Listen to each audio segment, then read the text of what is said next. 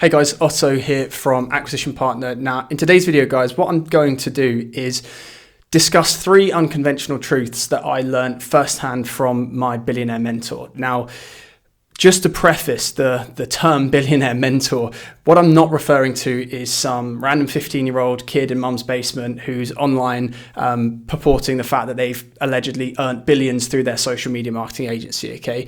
The individual that I'm talking about, hopefully, their identity never gets out there. I try and keep the details as confidential as I can. And if you know anything about my story and about my agency background, you'll know how I came across this guy and kind of a little bit about who he is. But very short and sweet, and just to give you a very top level viewpoint of who it is, this individual created a bank. Okay, so I can count the total number of international banks on one hand. He created one of them. Okay, so he started out the business as a kind of general leasing agency. He then added in more products and went through the whole kind of financial governance process of creating a bank. Long story short, built the bank and still runs it to today. Okay, so when I got in touch with my mentor, it was in a period of my life where I was running my agency, and despite all of the results we were getting for clients, despite having significantly built my own personal wealth, despite having consistent projected monthly recurring revenue, like I say in my other videos, I've talked about how our average retainer prices were about £5,000 at the time. Despite all of the good stuff, I was pretty much in a position in my life where I didn't want to get out of bed in the morning. And I had gotten to the point where I had basically negatively conditioned myself to not want to bring on more clients. And that was simply based on the fact that every time we brought on new clients, we added operational load into the business. And the operational load that we were kind of subject to was the fact that with every new client we brought on, our variable costs went through the roof. We had to bring on new members of staff, which meant, dealing with all of the issues of hiring and firing and dealing with staff turnover and churn. And just it got to the point where, and you'll probably get this, you'll hopefully get there in your business where you get over that initial hump of desperation and hustle based on money alone, and you get to a point where actually the money doesn't really mean anything. Now, I'm not one of these guys who puts out content and tries to make it look like I don't have anything to sell, because I 100% do. Okay, I don't run a charity. I've been running my business for 6 years now, and the way that I can do that and the way we still operate as successfully as we do is that we deliver value into the marketplace uniquely, and we charge our clients for the transformations and the benefit that we provide. Okay, so putting that to one side, okay, I'm going to go through these 3 truths here, and unconventional truths. And the reason I'm calling them unconventional is because they are 3 components of being successful and running a successful business that are basically the antithesis to what gurus are trying to push on you online. Okay, so all of that jazz about you've got to have a morning routine, a journal, and do cold plunges and train 7 days a week, whatever it might be. All of those things are typically distractions when it comes to actually physically growing your business and making money. Okay, so the first truth here was that impatience is a virtue. Okay, so typically, let me just write this out so I can keep my train of thought.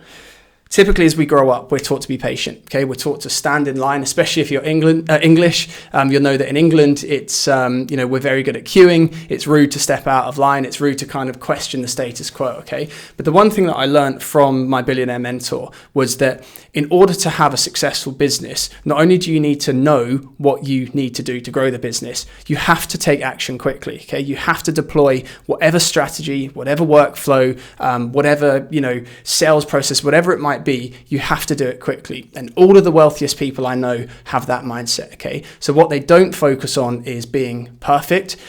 They put perfection to the side and they focus on action and speed of implementation. Okay, so if you're sat there and you've got 5 potential clients that you need to follow up with, or you're thinking of launching a coaching program, or you want to build a SaaS platform, whatever it might be, the difference between being successful and not is solely dependent on how quickly you can take action. Okay, and the reason that that's important is that action creates learning. And actually, what I would argue now with my experience in business and the support from my mentor is that you actually can't learn how to scale a business without starting it, doing it, and actually taking action. Okay, so if you are stuck in the weeds going through all of the theory, reading all of the personal development books, whatever it might be, you will know in the back of your mind what you really should be focusing on, okay? So it might be that you know that there's a business down the road and you kind of know the business owner, whatever it might be, and actually if you picked up the phone to him and you called him and you said, look, this is what I'm doing and I think I can help you out, should we meet face to face? That's what you should be doing, okay? You shouldn't be going on YouTube. You shouldn't be watching any more videos about how to scale an agency. You should take action on the tasks that you know you should do right now, okay? So that's the first unconventional truth that I learned from my mentor, that impatience is a virtue. And I guess the first time I really witnessed this with him was that he was and still is, an individual who is grossly impatient. He is ratty, and not to criticize the guy in any way. This is his character and demeanor. It's why he's been so successful. But he just simply doesn't have time. Okay, so if you have meetings with him or calls with him, there's no waffle. There's no irrelevant, unnecessary back and forth. Okay, he wants to get straight to the crux of, the reason why we're even communicating. Okay, and I suggest you start being like that too. All right. So perhaps you are agreeable. Perhaps you are polite. Perhaps you like to think you're a gentleman. But what I would recommend, if you fall on that kind of side of the perspective when it comes to individual differences in your personality, put that to one side and start moving quicker. Okay, start acting like you don't have time in conversation, in movement. Just move quicker, okay? And if you do that, if you kind of view your whole life and your day-to-day routine under that perspective, it's going to translate into the actions you take with your business, okay? So unconventional truth number one is that impatience is a virtue, okay?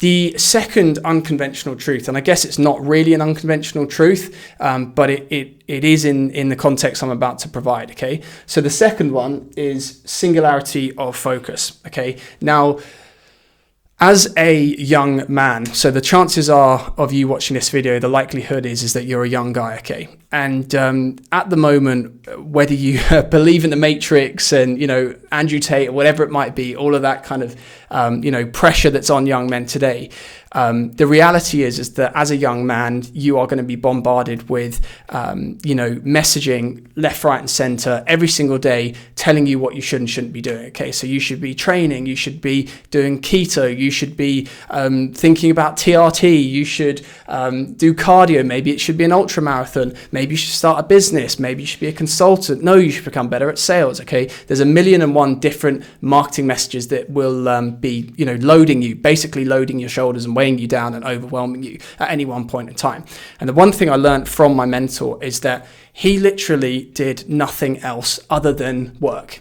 All he did was work on his business. So whether he was, I'm not going to say the other country that he lives in, but whether he was going back home to that country, or whether he was in the office in London, or whether he was having coffee in the morning, whatever it was always within the frame of growing his business. Okay, so he didn't think, not only have I got to be a business owner, but I've got to have 6% body fat, or I've got to have a great Instagram page which has incredible fashion, or maybe I should I don't know try new hairstyles, whatever it might be. Okay, you get the point. This guy, all he focused on was his business, okay? And I guess this was an important lesson for me in that I think as we grow up, and especially if you're a millennial, we grow up in an environment where money in a way is demonized, okay? So we're kind of told time and time again that a focus on money is a bad thing, okay? Boomers and the previous generations don't typically have these, guilty conscience when it comes to making money. And you shouldn't either, okay? So this individual started a bank, he scaled a bank, and he still runs it today. What does a bank do? Okay, yes, they provide value. Yes, they help people, but they make money, okay? And if you're running a business, it is your sole responsibility as the business founder and the CEO to make money, okay? Yes, hopefully you're going to help people. The likelihood of you being able to make a load of money without helping people is very low. They do go hand in hand, but if you're not focusing on sales, money and cash generating activities, then the lifespan of your business is going to be very short. Okay, so the second unconventional truth here is singularity of focus. Okay, Now, we all know that focus is important, but oftentimes it's very hard to differentiate between what you should focus on, okay? And I'm telling you, the advice that I've gotten from him, focus on your business, focus on making money, and everything else will fall into place, okay? Now, the third one here, and this is a very bad drawing of chains being broken, okay? The third unconventional truth here is about breaking convention and not following rules, okay? So this doesn't regard not following the law. This doesn't mean that you have to be unethical. But what I learned from my billionaire mentor is that he really didn't subscribe to the same rules and social constructs and norms that I kind of subscribed to at that time. Okay, so a typical one that I would have is, I mustn't call this client, or I mustn't send them an email, or whatever it might be, because it's 7 a.m. and they'll be at home and they might even be asleep and having breakfast with their kids, and I don't want to annoy them, okay? I would have calls with my mentor at 6 a.m, 5 a.m, 10 p.m. at night. He would message me on WhatsApp. We would speak on FaceTime. There was absolutely no convention to how we would communicate and how we would do business, okay? So he was agnostic when it came to mediums of communication and tools and people and leveraging resources if and when it applied to growing his business, okay? So he wouldn't call me at 6 a.m. and have any sort of bad feeling about the fact that it was early.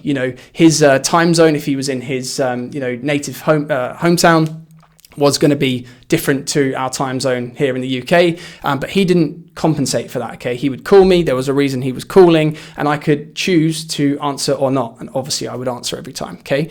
So the third unconventional truth here is about breaking convention. And again, all of the wealthiest people I know, the richest people I know that have the most successful businesses, and I'm not talking about wealthy people with PAYE salaries that have an employer, and work a job. I'm talking about individuals who have put their neck on the line, created value out of nothing, and make a lot of money from doing so. All of them break the rules, okay? They do not follow convention. They do not have that employee mentality, all right? So I'm going to cap the video there, guys. If you are interested in how I may be able to help you in your agency, then I'm going to drop a link below for you to book a call with me, okay? And on that call, what we're going to do is go through a diagnosis, all right? And we're going to go through step by step all of the bottlenecks that you're facing in your agency right now. And on that call, I'm going to do my best, use my experience over the last 6 years of having worked with, huge international clients and pushed and sold products for the likes of Nike and Calvin Klein, Puma, Velux, many, many more. And I'm going to do everything I can to help you on that call. All right, guys, so click the link below, and if you schedule in a time, I look forward to speaking to you then. All right, cheers.